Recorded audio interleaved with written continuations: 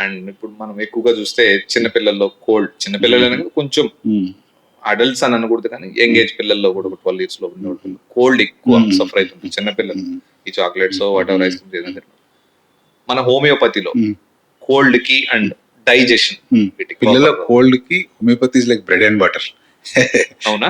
అంటే ఆడుతూ పాడుతూ ట్రీట్మెంట్ ఇవ్వచ్చు, చాలా బాగా ట్రీట్మెంట్ ఉంటుంది. ఎక్కువ చూస్తుంటారు చిన్న పిల్లలు ఎక్కడ చూసినా ఫస్ట్ అండ్ ఫార్మోస్ట్ సమస్య ఏదంటే కామన్. సో దానికి ఎలాంటి ట్రీట్మెంట్ ఉందంట హోమియోపతిలో? దాన్ని అలర్జిక్ రైనైటిస్ అంటారంట. మెడికల్ టర్మినాలజీలో చెప్పాలంటే మీకు అలర్జిక్ రైనైటిస్ కానీ లేదా recurrent upper respiratory tract infections అంటారు. ఇండియాలో one of the most common problem. 33% పిల్లలకి ప్రాబ్లం ఉంది. సో ఇది వీళ్ళకి ఏమవుతుందంటే రికరెంట్గా కోల్డ్స్ రావడము, రికరెంట్గా వాళ్ళు యాంటీబయాటిక్స్ వాడడం కానివ్వండి లేదా ఇన్హేలర్స్ వాడడం కానీ ఇవన్నీ జరుగుతుంటాయి. సో దీనికి చాలా రీజన్స్ ఉంటాయి. బట్ పిల్లల్లో కామన్గా ఎందుకు వస్తుందంటే ఇమ్యూనిటీ తక్కువ ఉండడం వల్ల, లేదంటే వాళ్ళు ఒకసారి స్కూల్కి వెళ్తారు కదా 3-4 years